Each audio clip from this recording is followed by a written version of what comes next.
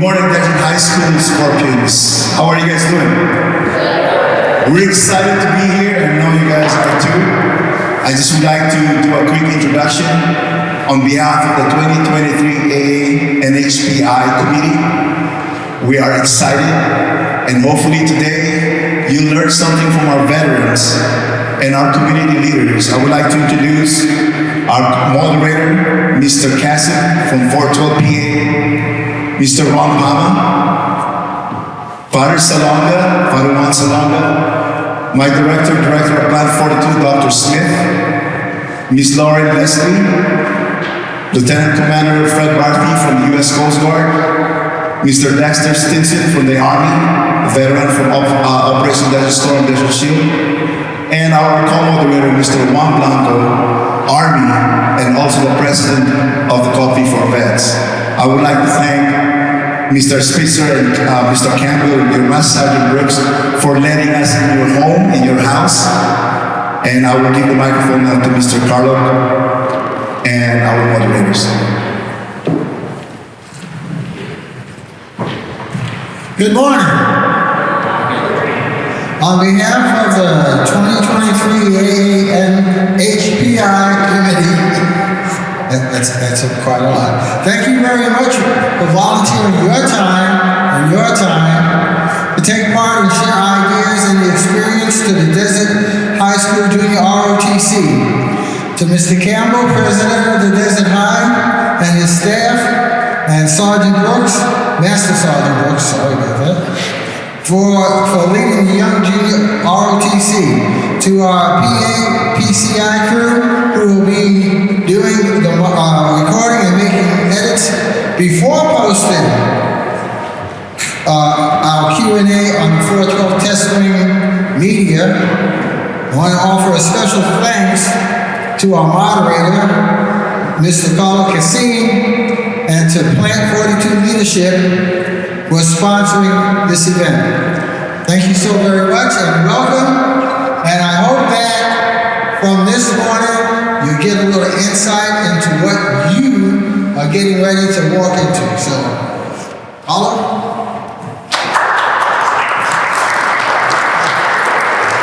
Good morning, everyone. Just before I hand the mic off to our panel members, just introduce myself. I am Carlo Cassim. I work at the 412 Test Wing Public Affairs Office. I did serve 8 years in the Army as a Public Affairs Specialist. Came in as an E2, got out as an E5 sergeant, and been working at the base here in the Public Affairs Office, doing media relations, command information, community events like these, and yeah, that's me in a nutshell. I've been all over the world, Korea, North Carolina, Georgia, Kuwait, and here in the high desert, Fort Irwin, and that's my career. And I'm going to hand off to our panel, let them introduce themselves and what they do.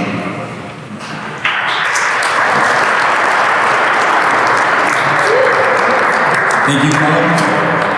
Good morning, Desert High. My name is Ron Pama. I am a technical advisor here on base at the Air Force Operational Test and Evaluation Center, AFOTEC. And I am a 20-year veteran, retired Master Sergeant, and I am happy to be here. Thanks again for coming.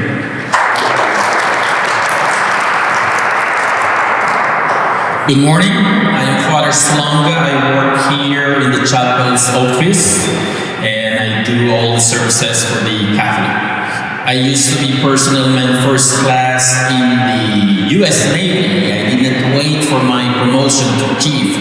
I got out and became a priest. I was doing their pay and allowances, transfers, documents, and everything. That's my job in the U.S. Navy. And thank you for coming here.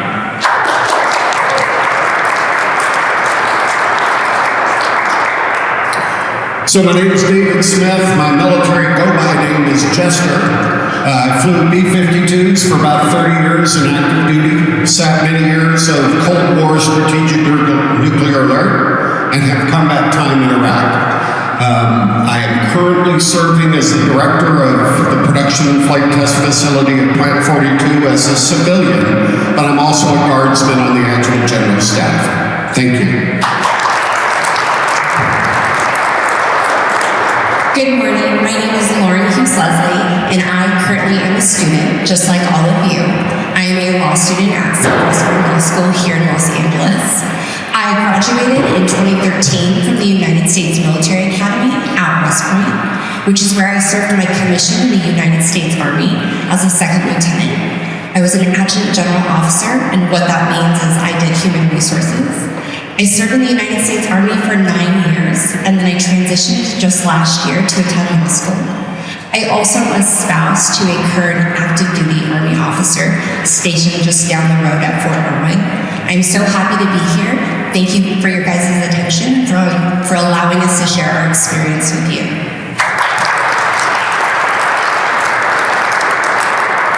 Hello and welcome. My name is Fred Barthay. I was in the Navy from 51, 55. From there, I was a enlisted man, and I separated and went into aerospace. And while there, your anechoic chamber here, Benfield anechoic chamber, I got to be the supervisor installing all the electronics and checking out turntable, etc. Then I got a call from the Coast Guard, and they said, we need an instructor for electronics. And so I went in the Coast Guard Reserve, and I taught young men to be electronic technicians in fire control, electronics, radar, etc. For 17 years, retired out as a lieutenant commander and had my own unit. And just for your information, I'm over in the base. Good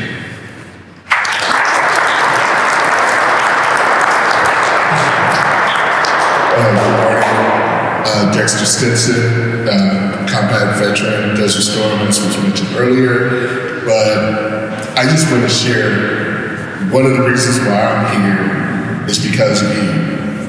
It may not seem too long ago, but I was sitting where you are today and eventually had to make a decision on what I wanted to do in life. And I chose to go into the military. It was the best decision I ever made. I suggest that you listen and take a little nugget of wisdom today. Thank you.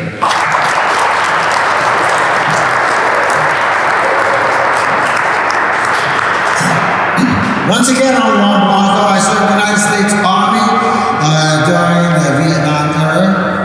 I was a paratrooper, United States Army Europe. You heard, you're listening to right now the events that are going on in Ukraine. The job of the United States military is to ensure that our nation is protected not only here, but overseas.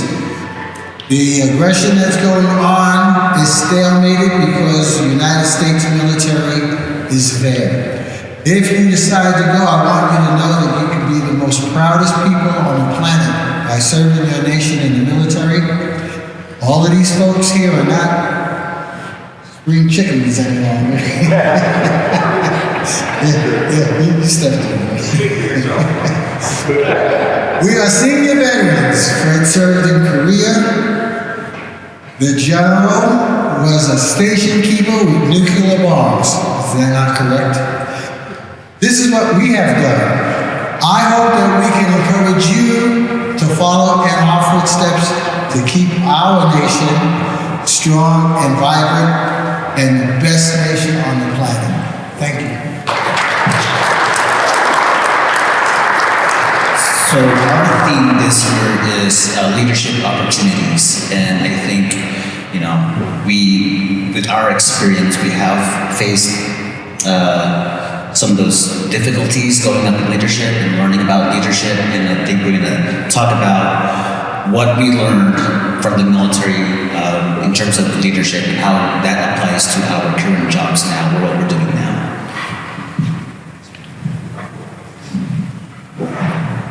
Hi, good morning. So, leadership, when you start off, when I first started, I came in enlisted, lots of opportunities, from the Air Force, but one thing I've learned is, I was always surrounded by hard-working people.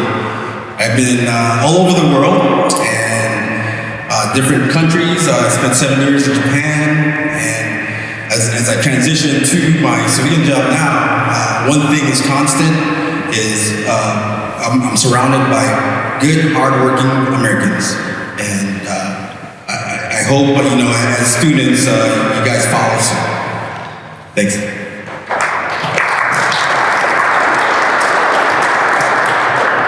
Leadership for me is just like what we already know, is both an art and skills of influencing others. Although I was enlisted first class, but then in my command, I was powerful because I am the one taking care of their pay and allowances. Take care of their pay and allowances, they don't bother me, but then we need to share the same culture. The culture of leading other people, even though I came from Asia, from the Philippines. I joined there under the Philippine-US recruitment program, but then I was once part of the US Navy. And when it comes to leadership, it is also looking around me who needs my help. Not only for pay and allowances, but then morally, spiritually, those who need me most, my attention, my time. And now, I have 100% given that to the military as a priest.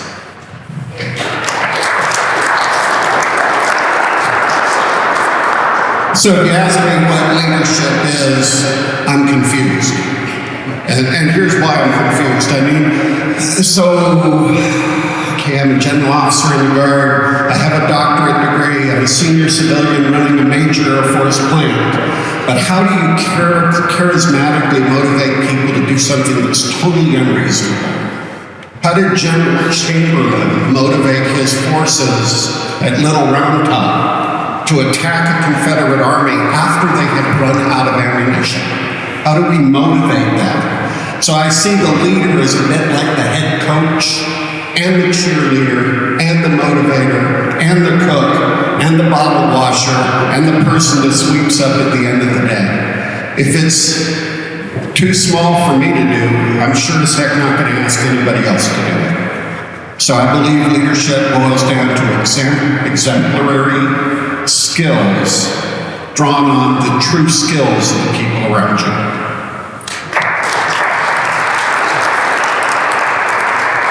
Building off what the general just spoke about, leadership to me, Army textbook says to motivate, inspire your subordinates towards accomplishing a common goal. So when I think of leadership, I think of teamwork. To be an amazing leader, in my opinion, is to be a good team member. How many of you in the room are on some kind of team? A sports team, a club, something along those lines? So you know what I'm talking about then. You know what it means to be a good team member. That means, like the general was saying, no job is too big or too small. If I'm a leader of an organization, I don't ask anybody to do anything that I wouldn't be willing to do myself or I haven't done myself. So that's what leadership means to me, and I think it's something that you all in this room have experienced and you can continue striving to experience.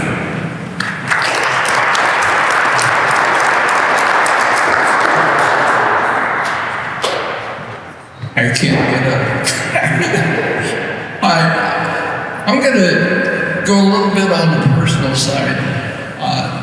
I grew up in the Echo Park neighborhood down here in Los Angeles. I had no idea what I wanted to be except growing up. And I'm sure how many of you people feel the same way. And it's the raise of hands. You have anything in mind yet? Okay, maybe you do. Anyway, I went in, I joined the Navy, bottom of the ranks. I wanted to be a frogman. Some of you don't even know what the hell that is. But I was a good swimmer. My idea when I went to the beach and swimming was go out beyond the waves and swim up and down the coast. That was good. When I got in the Navy, they said, you got an overbite, you can't do that, don't even apply for submarines. But I was smart enough to go to their schooling. I went to a primary school, went into the Air Division, became a air crew member. Through that, my association was with a bunch of officers. And I found out that they are not any smarter than I was. But they had an education. So I said, I gotta get some of that. When I separated, not only did I get married, I went to school. Joined the aerospace companies around here. Like I say, I helped put in the Benefield Chamber. And then as the officer in the Coast Guard, went through the ranks and found out that you don't have to give an order to be a leader. I went through the ranks up to commanding officer, and I have the distinct privilege of never having to give an order in the Coast Guard. That I come in, I would mention that there was something that needed fixing, and they did it. If you did something wrong, you certainly got your table rigged out. If you do something right, I'd have a full dress parade practically, and we recognize that. But I think leadership, you have to have respect for yourself and for those that you are leading. And as the general said, if the job is too small for you, don't ask somebody else to do it. And keep that in mind. Recognize those that do things that need to be done. And especially recognize those that don't have to be told. With that, I brought a few things here that after this is over, if you want to talk about it, I'd be glad to do that. Let me turn this over to Dexter.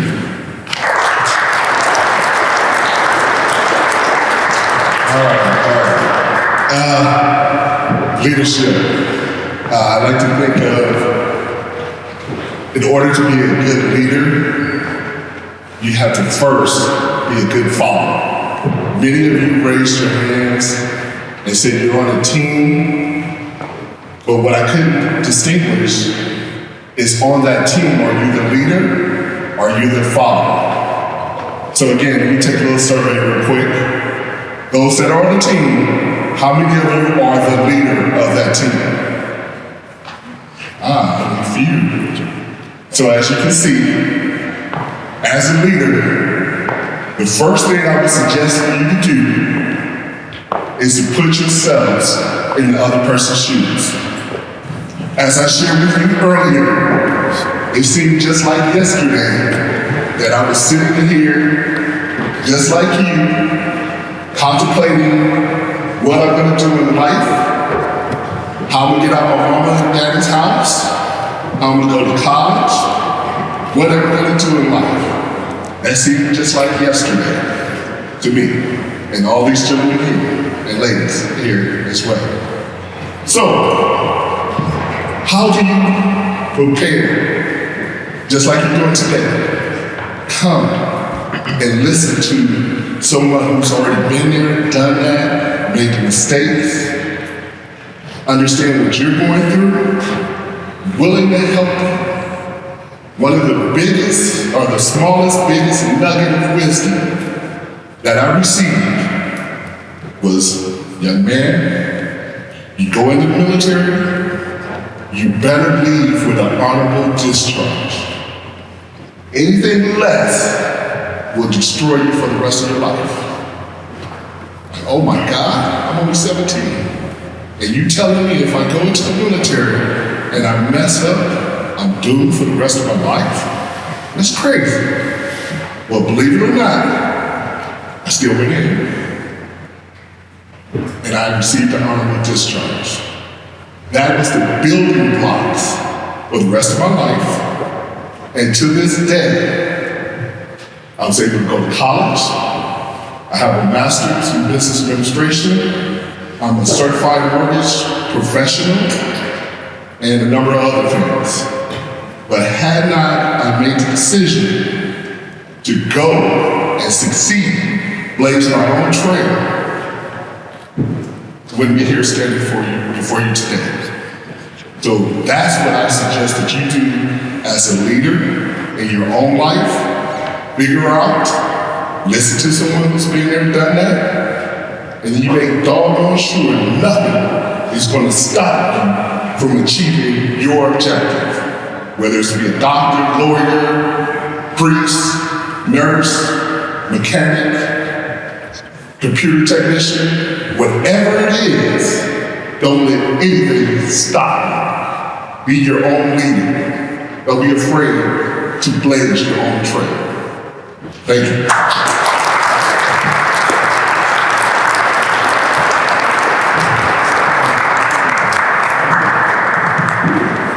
Thank you, sir. At this point, is there any questions from the audience you want to ask our panel members about their personal experiences, anything they learned, any tips you might want to ask about?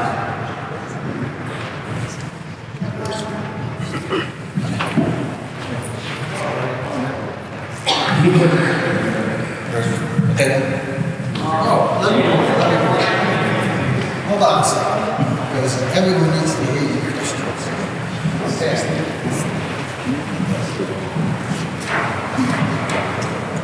What was it like flying B-52s during the Cold War, like active combat, or just like on nuclear alert? So a great question. What's it like flying a B-52? Well, it's an aircraft. First and foremost, you need to know it took to the skies the first time in 1952.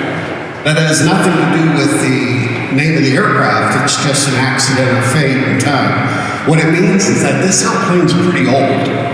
So it is not the most comfortable, sexiest looking aircraft in the inventory, but I will tell you what, it gets the job done. And when the nation is very serious about showing the flag, the nation does two things. It deploys a carrier action group, and it puts B-52s in theater, because we're serious when we do that. The nuclear mission is an extremely controlled mission, as is the flight test mission. So everything you do is driven by procedure, direction, and leadership. If I could tell you one thing about flying B-52s, as uncomfortable, as lengthy as those missions are, they're hot, they're cold, I love that jet. And I love the jet primarily because you crew with 5 other professionals that are remarkable aviators. Every one of them you know will give their life for you, and you know that you would give your life for every one of them. That's teamwork, and that's commitment. And flying a B-52 procedurally, big, old airplane. It's not an F-22, it's a B-52, but if you want to get the job done, I'm your guy.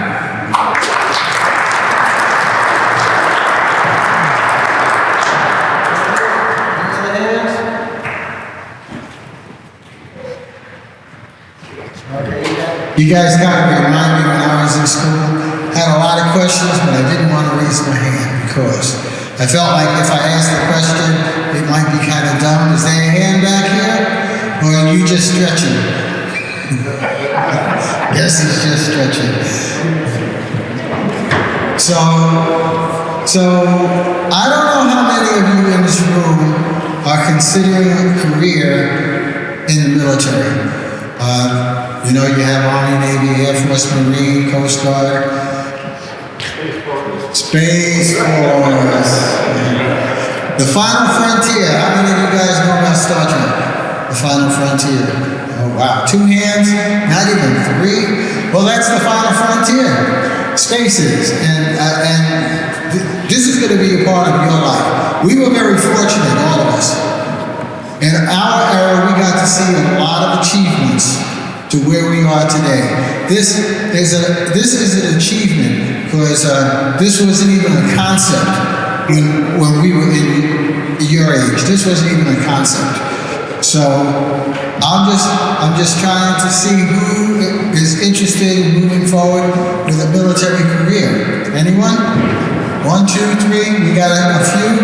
And have you decided whether you wanted to stay within the Air Force family or jump out of airplanes like me? I don't know if that's safe or sane, but that's what I did. Or be on the sea or be on the aircraft carrier. One of the most awesome vehicles in the arsenal of the United States military.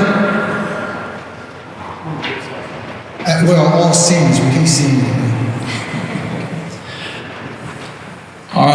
Since we're not getting any questions, let me slip you a little. I was air crew. Not anything as wonderful as a B-52. My congratulations. I was not the pilot. I was sitting in the back end of an airplane. I've got pictures of it up here. It was on an aircraft carrier. 3,300 other people were there. We learned to get along, and we kept the ship afloat.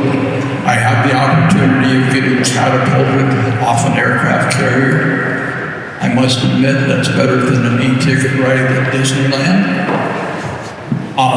Even more exciting is when you get recovered. You get to fly in at about 100 to 120 miles an hour, throw a hook down, grab a cable, and you stop within 50 feet. That's exciting. So there's those things to look at. As an enlisted man, I did everything that I was asked to do. I got an education. Don't overlook the education available at the services that you want to go to: Army, Navy, Marine, Coast Guard. They all have schools to prepare you not only for your military career, but for civilian career, and even how to get along in a marriage. So don't overlook these things. At the end of my Navy career, I had an exciting thing that happened. I had the worst scare of my 89 years of life, and all wrapped up in about 35 seconds. When we hit the hook on the back end of the carrier, it tore the hook off the airplane, tore the tail wheel off, broke the right hand or starboard landing gear. We almost bailed out there, bent the wing. The pilot, God bless him, was active and aware and quick enough to put the airplane into full throttle, and we actually flew without any tail hook through 2 barriers on the carrier and caught the prop barrier. Ruined the aircraft, but all 3 of us walked away. So there is some excitement. You may not like it, and it can be very, very scary. When you get out into the civilian industries, there's schooling there, schooling required. Juan showed you that the cell phone was not even a training. When I was in the service, we did not even have a telephone. Think about that. How many people here do not have a telephone? How many people do? How many have cell phones? You know, that was brought about by the likes of me and the people up here. We went into aerospace or whatever, and we're curious, and we were told what was needed. In my aerospace career, first thing I did was I helped design antennas to find the aircraft. The latter part of my civilian career, I hid them in an occupation called radar cross-section. We tried to hide airplanes. I had helped hide the B-1B to where it looked about the size of a canary on radar. Had the opportunity to work on a systems checkout in the battlefield, also on being recognized by aircraft. So there's a lot of things that are open. And I would ask you to consider, and what would you think a leadership position would be? And it can be anything from a mechanic to an engineer to a pilot to a CEO. Think about it. And we're here. I've got some stuff here if you want to look at it after this. Well, you're more than welcome. No, I have this back for one.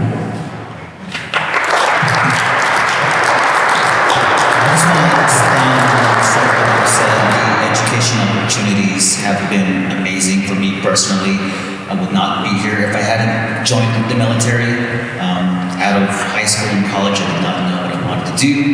I knew I wanted to do something in writing or English, and I did not know there was a career I could actually get into until I joined the military. And that gave me the skills and training to be where I am at now, where I could do that for a living. So, I mean, if I tell people, if they ask me what you do for a living, I tell them I take pictures and I write. And that's not a career choice I would have thought I could do when I was 17, 18 years old. We have about 10 minutes left.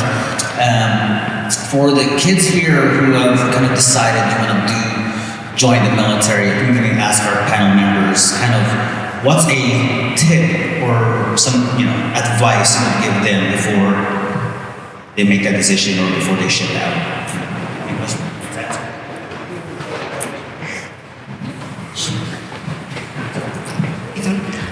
So a little bit about the United States Military Academy.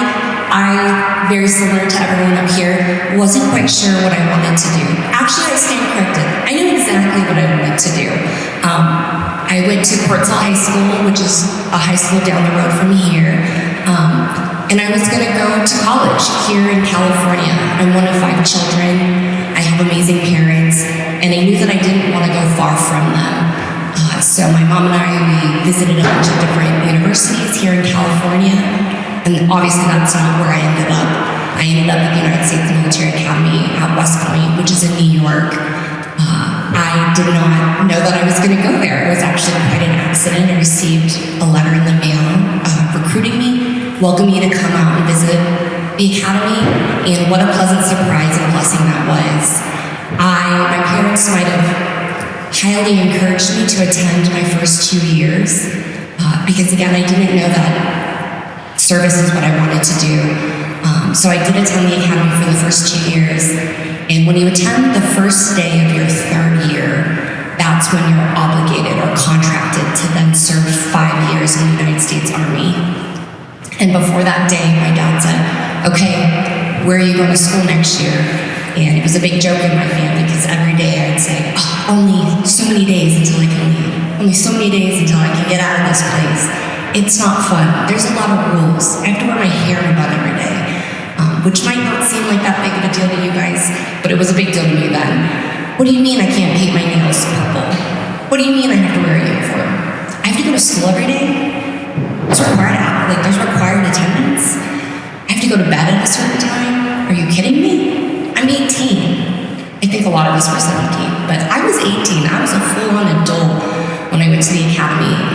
But yet, we were here, we were choosing to have all these rules and restrictions applied to us. And then, so long story short, on my first day of my junior year, I told my parents, no, I absolutely am going to my first day of junior year, because the people I had met, the values and the belief system that had been instilled in me my first 2 years at the academy, duty, honor, country, those values meant something to me. They rang true to who I was. And lo and behold, those values were instilled in me from a young age through my parents. But it really meant something different when you're surrounded by a community of people who are all there wanting the same thing. So at the academy, I was very fortunate. It's somewhat like a normal college. I mean, I went to school every day, and I got to pick my majors. I participated in clubs. I was a cheerleader at the academy, so I got away quite a bit, traveling with our sports teams. But it was a wonderful experience. On top of all my normal college experiences, we had summer trainings. So every summer we had an opportunity to work with different task force who would come out and train us. Our upperclassmen served in leadership roles, but in addition to that, they were supplemented with task force who would come out. Soldiers and officers from the actual Army would come and train us as cadets. So that was a wonderful experience. Is anyone in the audience perhaps interested in a military academy? It doesn't have to be West Point. Okay. May I ask what service? Air Force.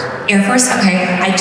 My husband and I just served 3 years at Fort Carson, Colorado. So we had a strong connection to the Air Force Academy while we were there. Wonderful institute. I'm sure the general can speak more on the Air Force. But very similar. We have a cadet exchange program. So cadets from West Point will go to the Air Force Academy and vice versa. But very similar experience. They don't treat their freshmen too kindly. You're treated, we call them plebes. You can look up where the term came from, but you're basically not a first-class citizen. But it instills discipline in you, it instills different values in you. Any other service academy interested folks? Where are you thinking? Naval? Okay, wonderful. I have to say go Army, beat Navy. Sorry, I came up. Did I mention I was a cheerleader? Okay, wonderful. Also a wonderful institute, second to the United States Military Academy. Any other? Oh, sorry, do you have a question? Nice, okay. That's what I like to hear. Yeah. Oh, wonderful. Okay, awesome.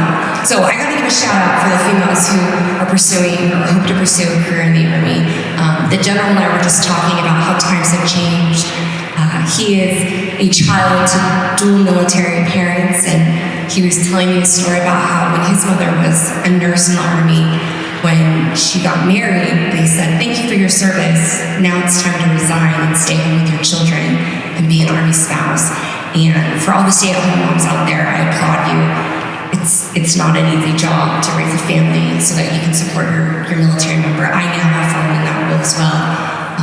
But it's a wonderful thing. It was an extraordinary thing to be a female in the service. I had such a blessed opportunity and experience at the United States Military Academy. And then in my 9 years of service as well.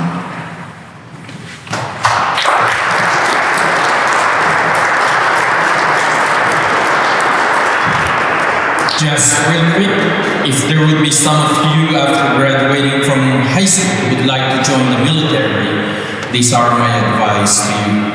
1, discuss it with your parents. You need their support. 2, don't just sign for anything. When I was in my last command, I was taking care of these jobs together with the recruiters. There are lots of programs out there, even though you are still high school graduate, not even holding associate or college degree. Look for programs that will let you enter into the pipeline program. That is 2 years of schooling with advancement 25 and with enlistment bonus. During my time, the bonus was 20K. Half of that you will receive it right away. Half of that will be distributed to 6 years. There is also the college fund program. Don't just sign up without the college fund program. There is also this when they were still taking associate degree, long hair, and was already receiving pay and allowances in the military. And nobody knows them, only recruiters. So ask for programs, what is available. Then lastly, we have this hygienist program for the dental tech in the US Navy. They come in there, they study for 5 years, and once they finish the schooling, they also receive this enlistment bonus, just like 20K, and then advancement to E5, especially for submariners program. For those who are in the submarine, there is a good schooling with big money in there and also advancement. So what I'm saying is don't just sign up for anything. Make it work for you. Recruiters will be out there. They will tell you, okay, you just need to sign up and everything, but then ask for what programs that they can advise you to get into. Lots of programs, like I said, you need the advice of your parents. You need them to talk with your recruiters. Because recruiters will just tell you, okay, just sign this and sign that, but then actually they're not giving you anything. I'm not against the recruiters, but then that's what is happening out there. Be wise, be alert, and always protect yourself. Thank you.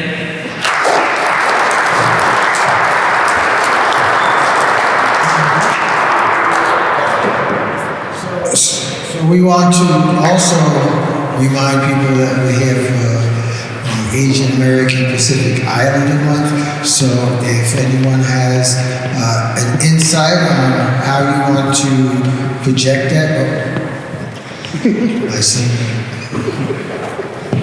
Not only am I old, I got a big mouth. I want to thank you for bringing me here. Start off with, my understanding it was to talk about our Asian experiences. While I was in as an enlisted man, I did get to travel to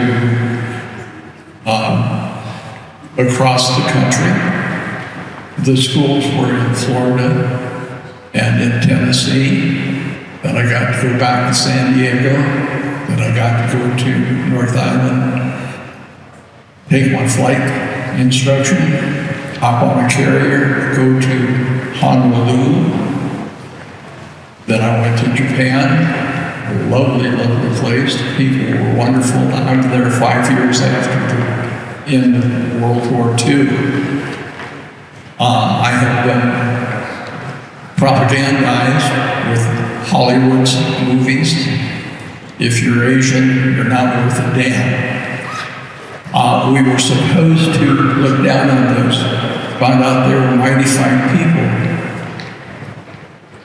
Went to Yokosuka, Sasebo, Yokohama, a little place called Sugamiosa, at a naval air base up there. Also got a chance to go to the Philippines, Manila, Sangley Point, Clark Field. People there, son of a gun, they're pretty doggone nice too. This was only a few years after the Second World War. Got to go to Hong Kong, Kowloon, Aberdeen, Abu Haz, Tiger Balm Garden. These people are pretty doggone nice. I had a little bit of integration with the Asians in high school. We could field 39 baseball teams. We had at least 9 people in each nationality throughout Asia at Belmont High School in Los Angeles, California. The opportunities there, the opportunities to meet people throughout the world, even though it's through the service, is something you will never, ever, ever forget. And it opens your eyes that people are people and they're wonderful no matter what the nationality is. And just wanted to leave that with you. And like I said, if you want to see some of this stuff, come on up after the show. Thank you so much. You have something to say about this subject? Yeah, so I was born in Japan, was raised in Hawaii.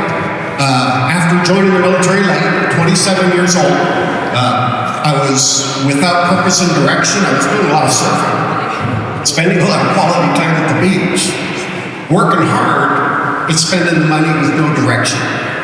And I thought one day, what the heck, I'll join the United States Air Force, and I did. I served throughout the Pacific Theater.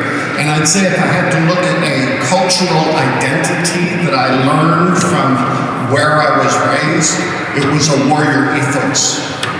That, much of what we do in the military is running a business day to day. But there's very real warfighters out there that are really ready to give the ultimate sacrifice for this great nation.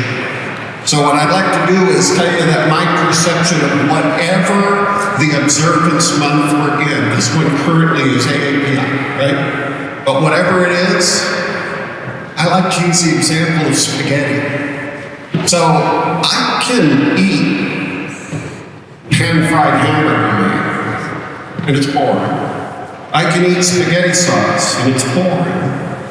But when I put them together, and maybe add some mushrooms, which by themselves are boring, and maybe some sliced onion, which is kind of boring. But now I have spaghetti. And I'll tell you, I can eat spaghetti 3 times a day for a week when my wife makes it. What makes us great as a nation, what will dominate our adversaries in the next conflict, is not our racial identity.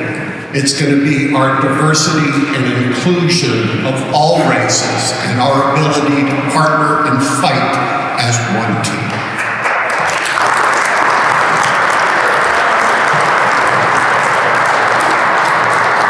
So this concludes our Q&A panel. We have to cut it short a little bit here, but we have a few minutes to say thank you for hosting us today. And if you have a few minutes, some of us will stay. If you have any more additional questions, we'll be free to answer. Thank you. All right, before we dismiss, Marvin's going to say a few words here, and then I think the flight's going to be dismissed. And if you're in social studies classes, you're going to be going back to your social studies third period. So I'm going to hand over to Marvin, and we're going to recognize and thank the veterans for coming and spending some time with us. Hello, veterans. I just want to say thank you guys for coming out, and to show my appreciation for you guys coming out, I have my name patches I want to give you guys.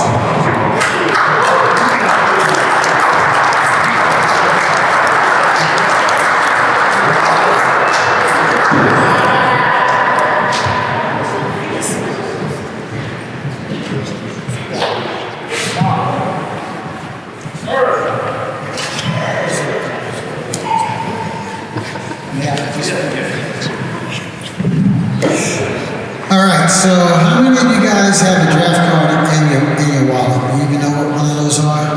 Because in the day that we were coming up, we all knew that we had a possibility of joining the military, no, being drafted into the military. Now you have the opportunity to join the military. I can say for the time that I was in the military, my pride for serving is immense. I make people sick when I say this, overly patriotic. There is no greater nation on this planet than this nation that you are in today. As a paratrooper, the phrase that pays was stand in the door. Once you're in that door and you step out, there's no going back. Leadership, that's what leadership is. Once you're in that door and you step out, you're not going back. It's difficult to be up here, I understand. Some of you have butterflies in your belly, but that's how you become a leader. You overcome those adversities within yourself. I want to say thank you very much. I know it's like almost a free period, but just to listen to us and to be here, I appreciate it more than you can possibly imagine. So I want to say thank you, students. Thank you for being here, for participating.